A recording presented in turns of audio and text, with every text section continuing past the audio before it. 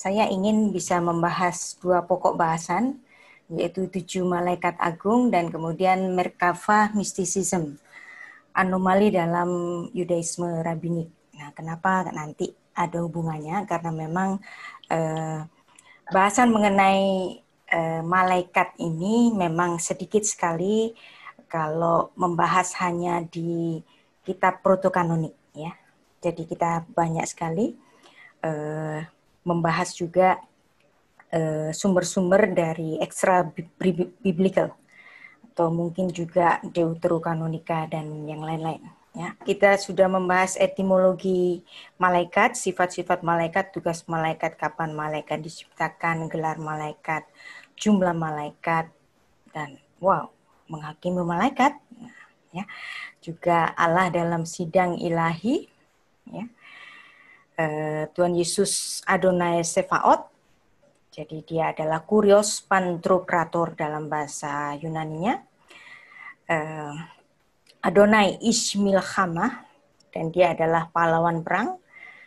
Kemudian kita membahas juga sudah nama-nama 4 malaikat penjaga, yang dimana 2 malaikat diantaranya itu namanya itu adanya hanya di ekstra biblical, ada di kitab-kitab tradisi Yahudi. Nah, apakah Yesus adalah malaikat Mikael? Nah, itu juga sudah dibahas. Abraham dan 3 malaikat, Mal'ah Adonai dengan Abraham, dan kehadiran malaikat Refael yang memberikan kesembuhan kepada Abraham sehingga dia dapat memiliki putra pada usia tuanya pada 28 Juli yang lalu. Wah, sudah lama sekali, jadi perlu diingatkan bahwa ini yang sudah kita bahas. Nah, sekarang kita masuk ke angelologi yang ketiga, ya. Jadi ini topiknya rada ngeri-ngeri sedap, ya, karena saya akan membahas satu topik yaitu Kabalah, ya, tradisi 7 malaikat agung.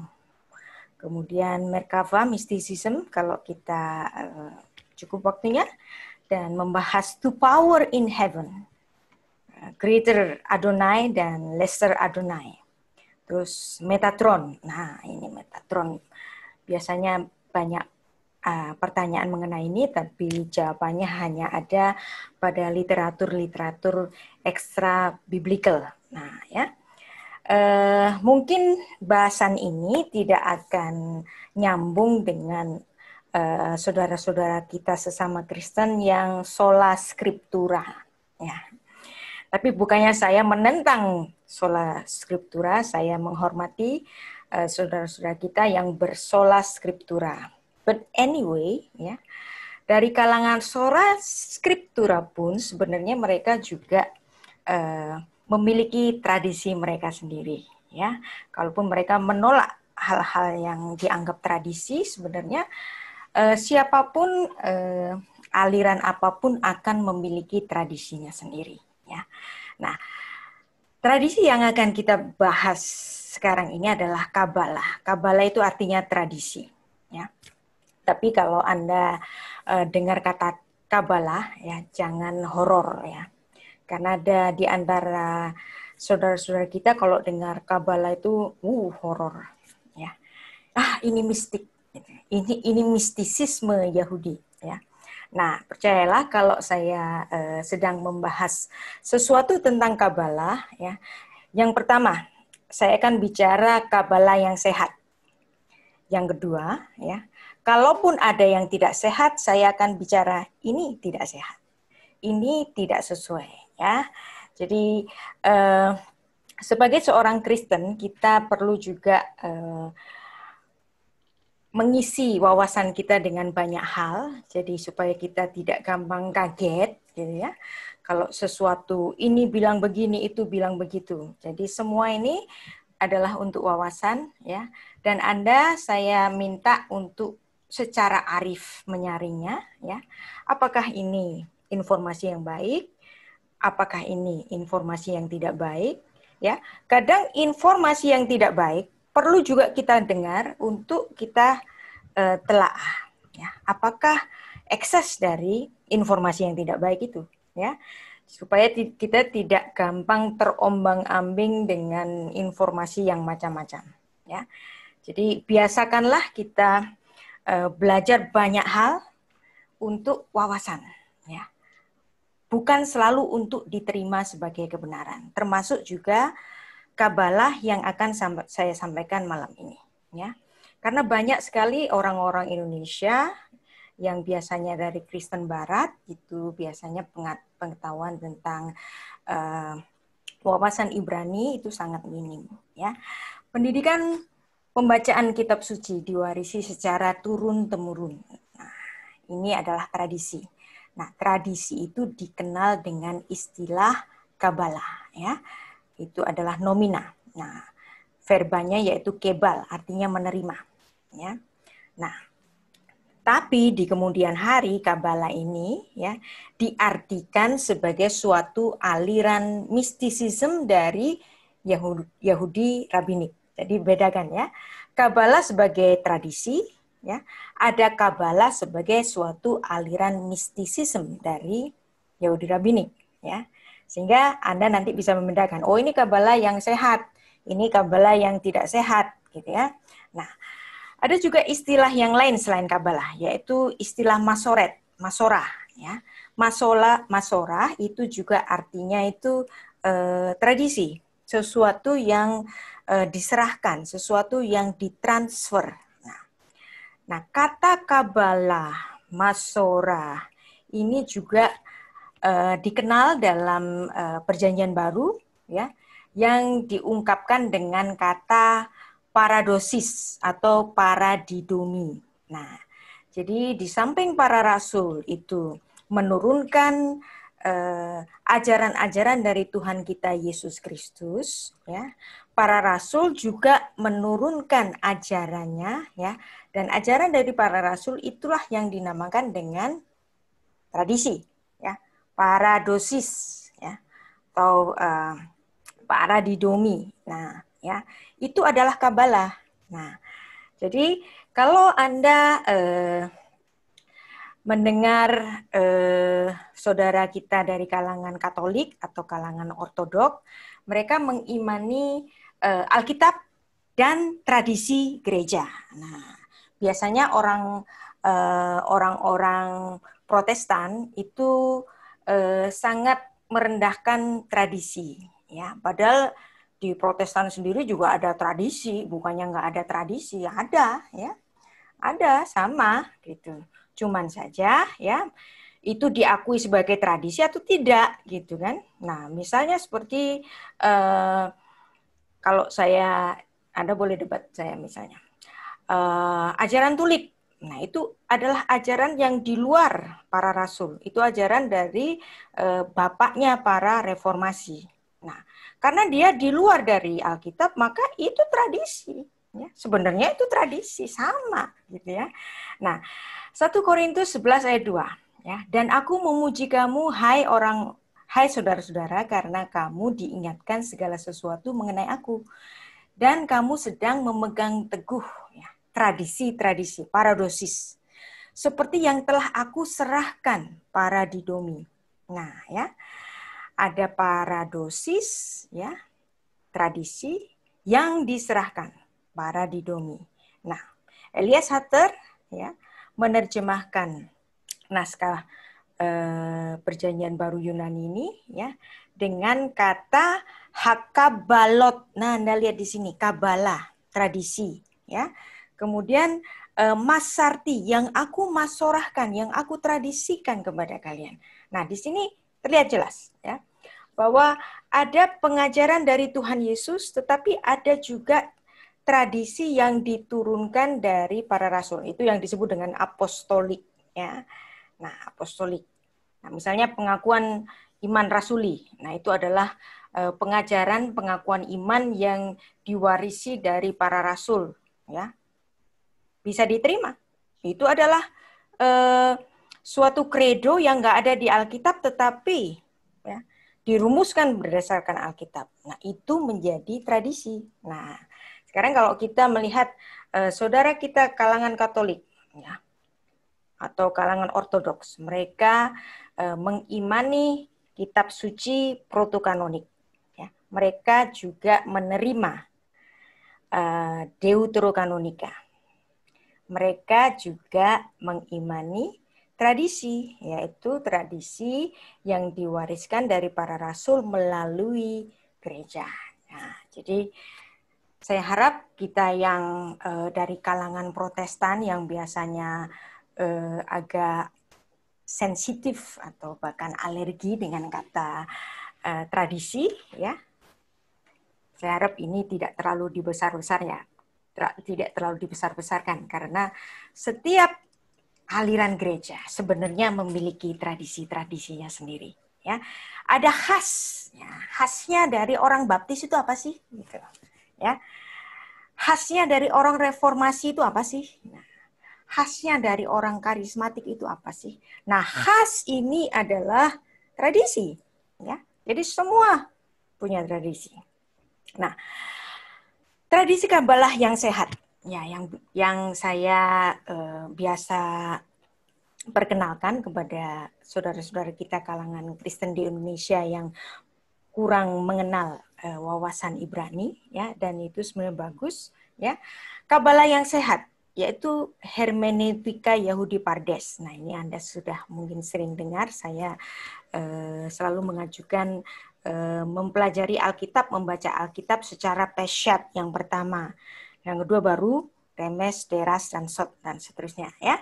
Nah, eksegesis pesyat sebagai fondasi penafsiran standar Yahudi ini juga Kabalah, tapi Kabalah yang sehat tentunya. Ya.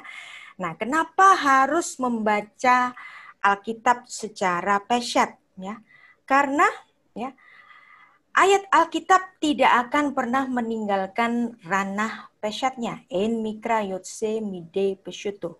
Ya. Maka ini adalah suatu Kabalah yang sehat. Sebelum ini ditafsirkan, ayat ini sebelum ditafsirkan, si penafsir harus betul-betul memahami kata per kata dari kitab suci itu, baru dia boleh menafsirkan, ya, mengeksegesinya. Ya.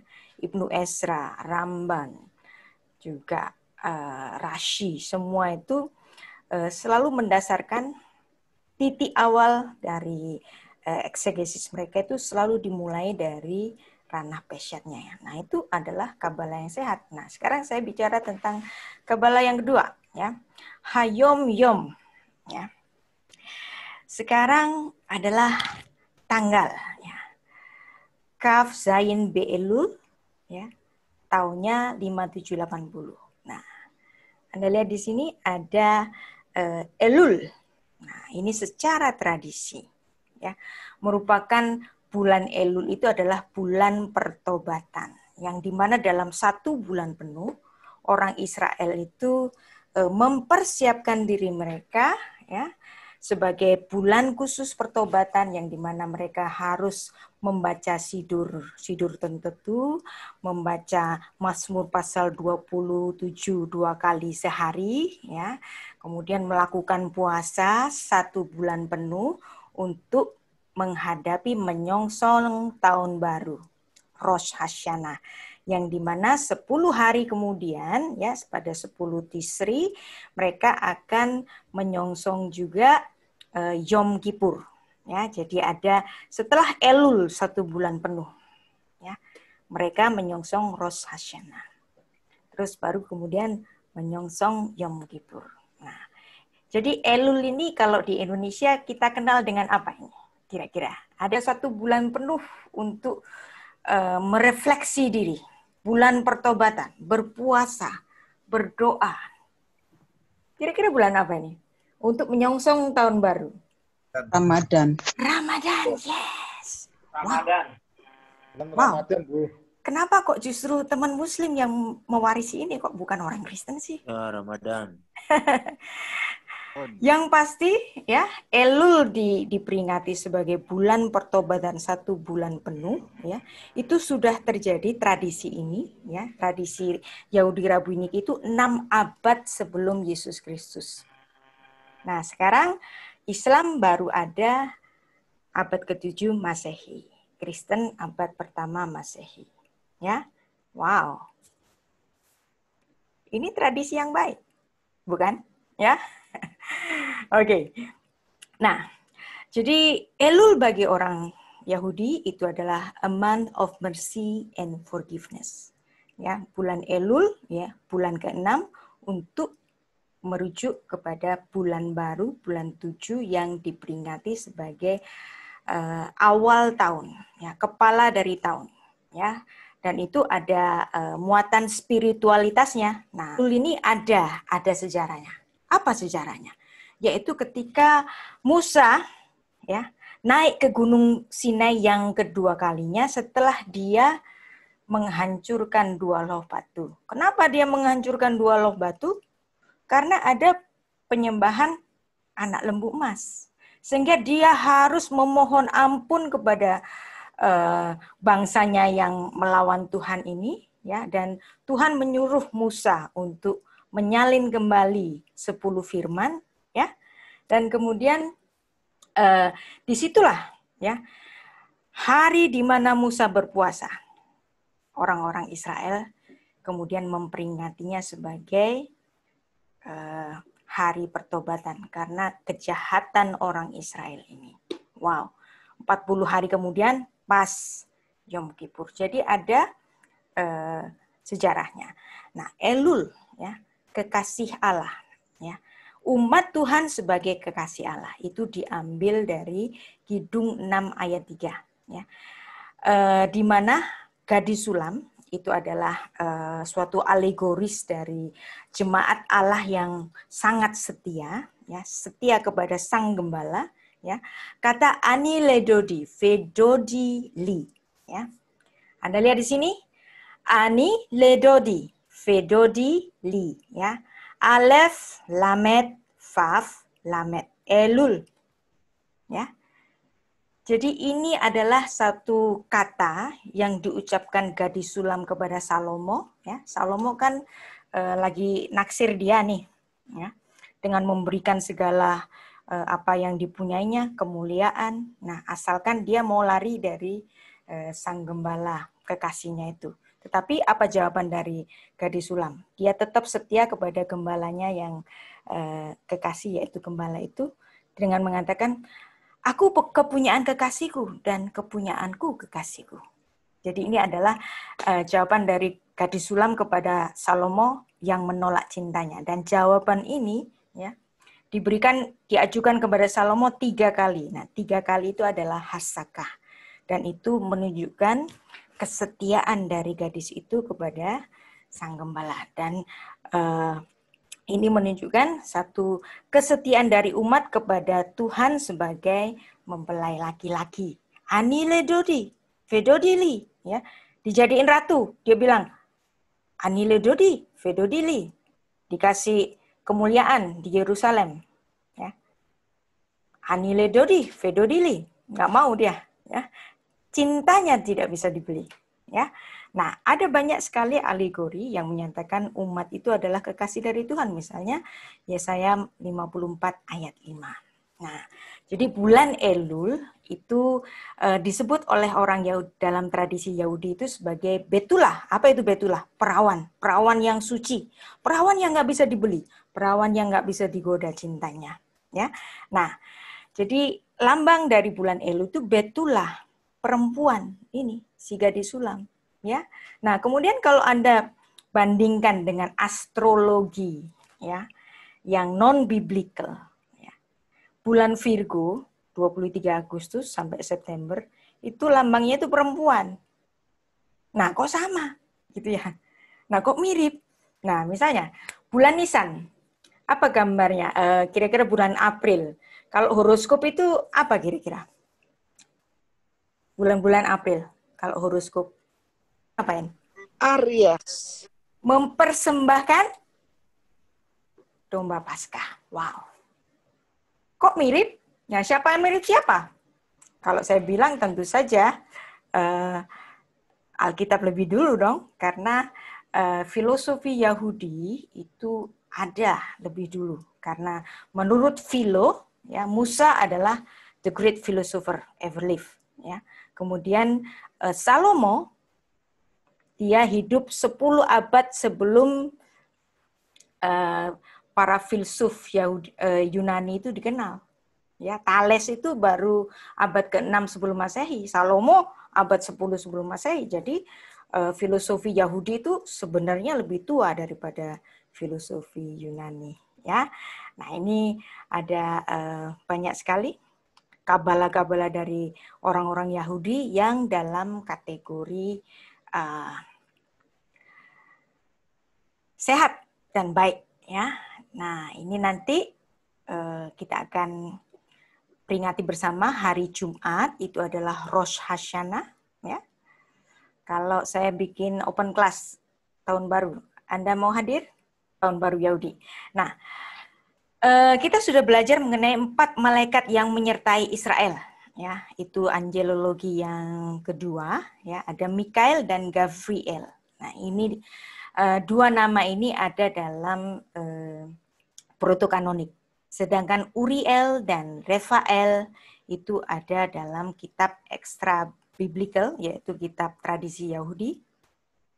Misalnya, Uriel ada dalam Midrash Rabbah, ya, atau dalam Sohar. Nah, kemudian Refael ada dalam Bereshit Rabbah, ya, dan juga komentari-komentari dari rabi-rabi Yahudi, misalnya Rambam, Rashi, ya, juga ada dalam Yoma. Nah, ya, jadi semuanya ini yang 2 ini ekstra biblikal. Nah, kenapa? Ya, karena memang Alkitab itu, ya, bicara tentang manusia, bicara tentang sesuatu antropomorfisme, ya.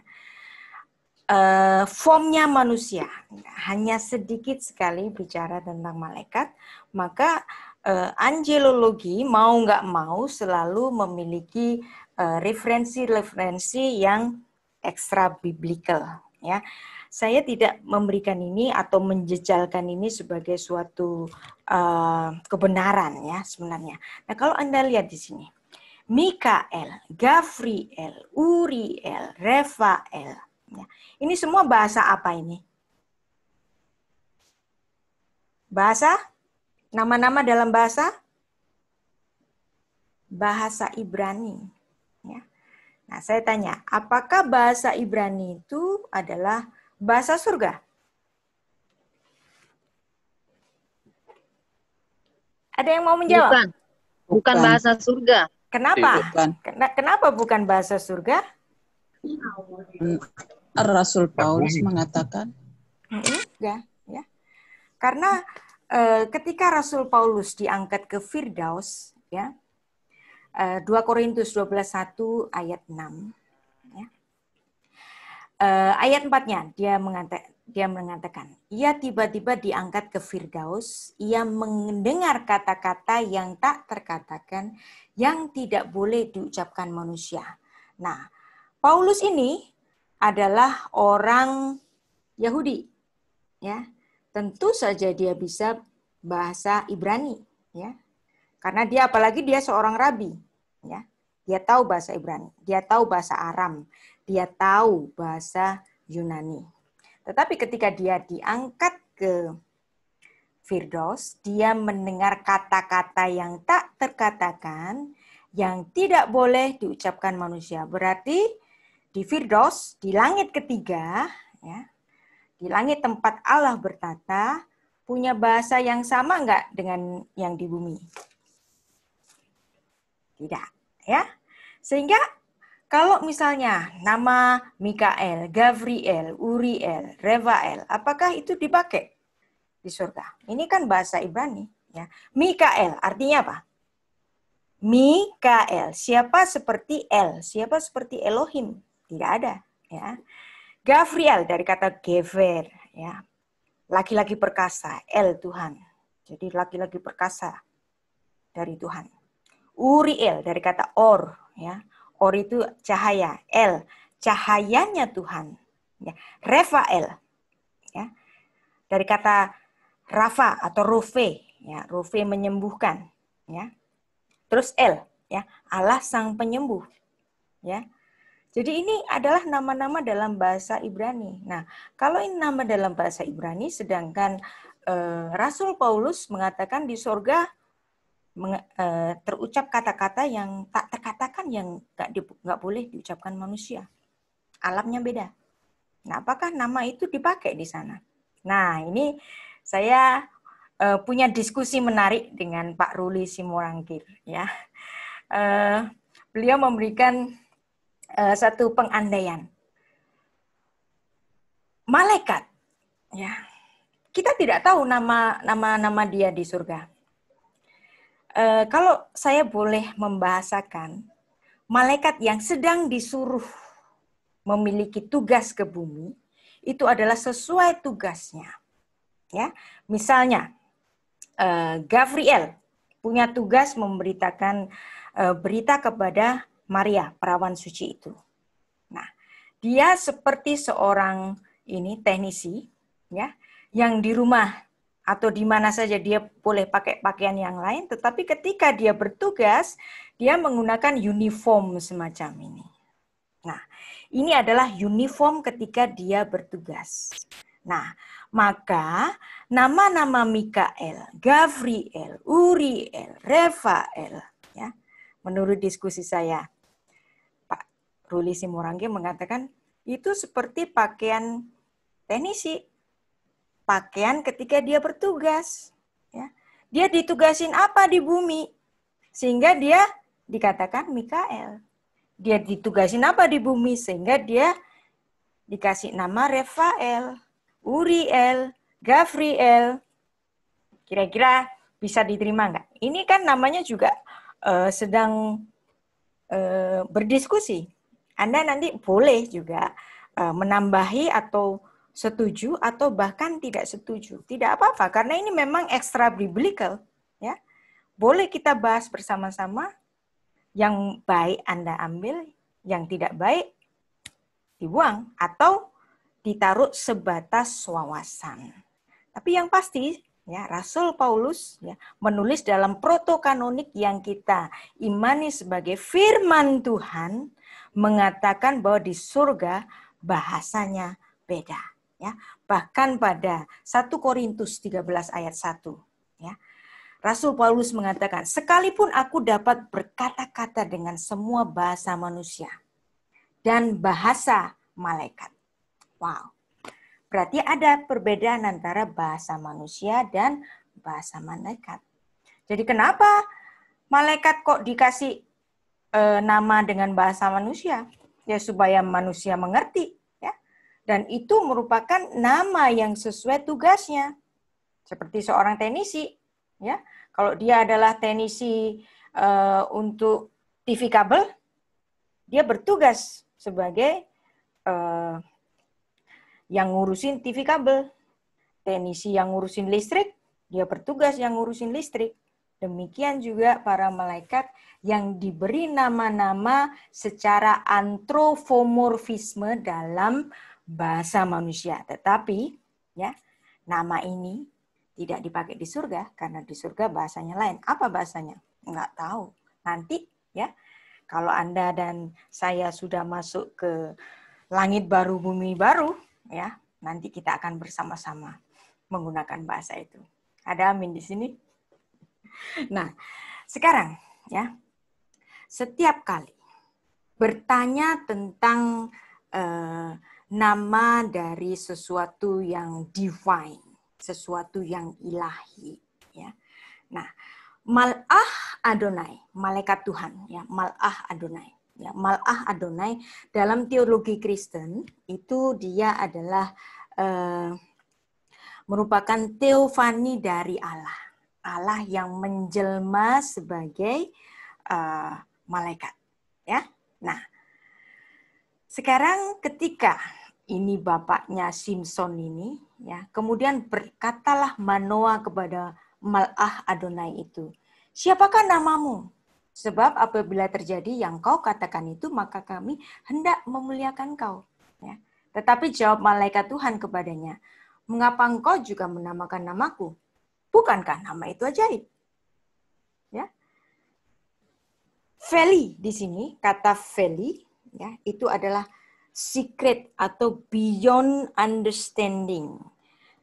Tidak terjangkau. Di luar jangkauan manusia. Ya. Nama Tuhan, nama malaikat pun, ya, yang ada di alam yang berbeda dengan kita, yang di Firdaus sana, menggunakan bahasa yang tak terkatakan. Sehingga ketika Manoah bertanya kepada Mal'ah Adonai, ya, siapa namamu? Ngapain tanya? Bukankah nama itu tidak terjangkau olehmu? Ya. Nah, jadi boleh kita katakan, ya, seperti diskusi saya dengan Pak Ruli tadi mengatakan bahwa ini adalah nama-nama sesuai tugas yang diberikan Tuhan kepada seorang malaikat. Nanti kalau dia balik ke surga, dia menggunakan namanya sendiri, nama surgawinya, yang dimana kita tidak tahu. Dan memang Alkitab tidak menulis itu, sebab Alkitab bicara tentang manusia, tidak bicara tentang malaikat. Seandainya ada nama-nama seperti ini, tidak apa-apa itu dipakai sebagai wawasan saja, ya. Nah, ini juga terjadi ketika Musa menanyakan nama Tuhan, ya. Dan kemudian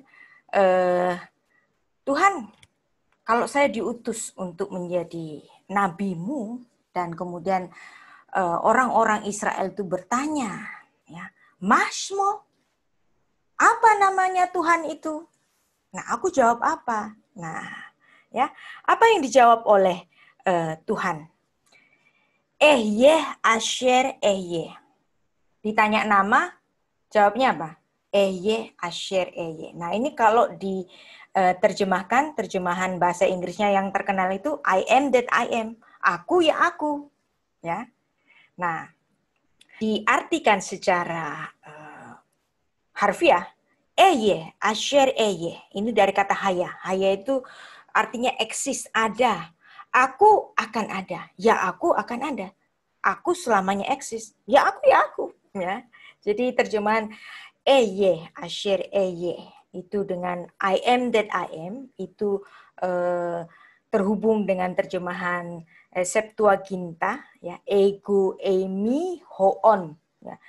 Aku adalah, terus kemudian hoon, ya, ada, ya. Aku ini yang ada. I am that I am. Akulah aku. Ya. Selalu jawabannya begitu, ya. Apakah ini betul-betul nama Tuhan? Nah, ternyata memang, ya, Eye ini yang berasal dari haya, ya, itu adalah nama Tuhan yang diucapkan pertama kalinya di hadapan Musa. Nah, nama keduanya siapa? Baru dia mengucapkan namanya adalah Yud-He-Vav-He, yang dari sores yang sama, akar kata yang sama. Yud-He-Vav-He. Ya. Selalu kalau ditanya nama, selalu memberikan sesuatu yang beyond pengertian manusia. Aku ya aku. Nah, terus seperti Manoah bertanya, siapa sih namamu? Ya. Lishmi Vehu Veli. Ya. Bukankah nama itu ajaib? Di luar jangkauan manusia. Ya. Nah, oke. Sekarang kita masuk pada bahasan 7 malaikat agung. Yang tentu saja nama-nama tadi hanya 2 nama saja yang ada di kitab Protokanonik. Ya. Nah, seandainya gereja Ortodok, Katolik, ya, atau juga tradisi-tradisi Yahudi mendeskripsikan nama-nama 7 malaikat agung itu, ya, seandainya demikian, ya, itu tidak dapat serta-merta dipersalahkan. Sebab ini juga nanti ada hubungannya dalam Wahyu pasal 8 ayat 1 sampai 2. Ya, saya baca ayatnya.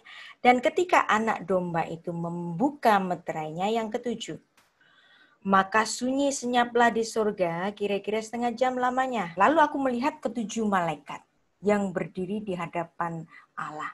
Dan kepada mereka diberikan 7 sangkakala. Ada 7 malaikat. Rasul Yohanes menyebutkan ada 7 malaikat. Nah, ini yang kemudian dipercaya oleh kalangan Kristen Ortodok, ya. Ini adalah 7 malaikat agung yang dimana dalam kitab protokanonik tidak disebutkan nama-namanya, Ya. Dan kemudian ya barangkali para bapak gereja itu mencari dan kemudian menghubung-hubungkannya dengan kitab-kitab dari tradisi Ibrani, tradisinya orang Yahudi. Apa sih 7 malaikat agung itu? Ya. Nah, dalam kisah turun-temurun dalam kitab-kitab tradisi Yahudi, ya, ketujuh penghulu malaikat ini adalah Gavriel, Yeremiel, Yerahmiel, ya, Mikael, ya, Reuel, ya, Reu dari kata Ra'ah, Re'eh, teman, Refael, ya, penyembuh, Sariel, ya, Prince of God, kemudian Uriel. Nah, ya. Yang Rafael, Uriel kita sudah bahas, yang lainnya tentu saja ya yang di luar warna merah ini rujukannya hanya ada di kitab ekstra biblikal ya, kitab-kitab tradisi ya. Makanya bagi kita yang mempelajari Alkitab ya, memang kita meninggikan kitab protokanonik. Ya, itu adalah kebenaran yang hakiki. Nah, bagaimana dengan di luar itu? Ya, ya nggak apa-apa sebagai wawasan. Ya, seperti juga kita semua ya, orang-orang Kristen baca bukunya Plato, baca bukunya Immanuel Kant, ya, baca bukunya siapa lagi John Locke, ya, baca bukunya siapa Aristoteles. Semua kita baca, ya. Dan mereka itu bicara juga mengenai tentang filosofi, ya, olah pikir. Nah, yang dimana cara olah pikir itu juga dikenakan pada aliran-aliran tertentu. Bukankah itu juga adalah tradisi? Ya, sama juga ini. Kita taruh sebagai tradisi yang memang di luar Alkitab. 7 malaikat agung yang seperti yang dilihat dalam wahyunya Yohanes, 7 malaikat agung yang tidak disebutkan namanya, ya ortodoks itu mendeskripsikan ya saudara tua kita ini ya. Yang pertama Mikael, yang kedua Gavriel, yang ketiga Refael, 4 Uriel, 5 Selatiel ya. Ya artinya Shealtiel dari kata Shoel. Shoel itu meminta, memohon ya. Memohon pada siapa? Memohon kepada Tuhan yang kelima ini. Ya, Yehudiel ya. Yehud ya. Yahudi. Nah, dari kata Yehuda ya. Memuliakan Allah. Nah, kemudian ada Berakiel dari kata barak. Barak itu lightning ya, lightning of God. Nah, Yerahmiel ya. May God have pity. Jadi ada 7 sebenarnya, tapi kadang-kadang ini juga dijadikan salah satu dari pengganti mereka ini. Ya, bisa 7, bisa 8. Ya. Nah, kemudian versi lainnya ya, masih ada nama-nama malaikat yang lain. Yofiel dari kata Yafa, cakep, beauty. Ya, Suriel, Suri. Ya, kata Suri itu adalah gunung batu. Nah, kemudian ada Sophiel, spy of God. Nah, masih ada nama-nama yang lain, Isidkiel, Hanael, Keparel, ya, dan ada Suriel, macam-macam sekali, ya. Ada banyak ensiklopedia yang menuliskan nama-nama dari para malaikat yang ekstra biblikal. Ya, kenapa? Ya, seperti kita ingin mendeskripsikan sesuatu, ya. Apakah ini salah? Tidak sepenuhnya salah, ya. Karena memang Alkitab protokanonik menyebut ada 7 malaikat agung. Nah, tidak disebutkan namanya dan kemudian dicoba dicari dalam literatur-literatur yang lain yang barangkali bisa cocok. Nah, ya. Nah, tapi sekali lagi seperti tadi, apa nama-nama yang direka-reka ini, ya, yang tidak sepenuhnya salah, ya, yang walaupun tidak didukung oleh protokanonik, ya, bagaimanapun nama-nama ini adalah nama-nama dalam bahasa antropomorfisme, bahasanya manusia, ya. Yang dimana di sorga nama-nama itu tentu saja tidak dipakai. Dan nama itu menunjukkan tugas yang diberikan pada malaikat itu dalam bahasa manusia. Ya, bahasa Ibrani, ya, menurut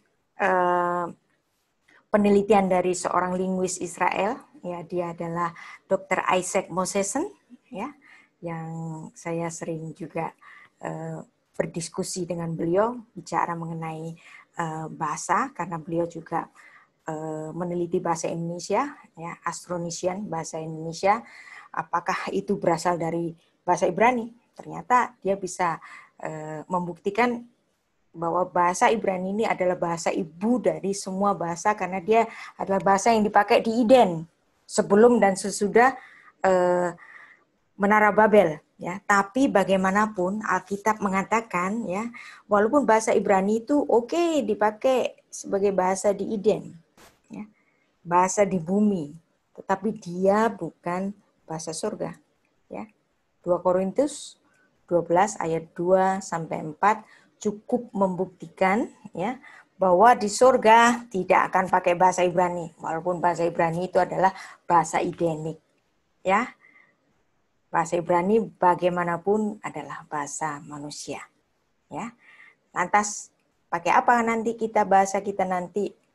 Kita nanti sama-sama sebagai orang percaya mendapat kehidupan yang kekal di langit baru bumi baru, ada bahasa yang baru bagi kita. Amin, ya.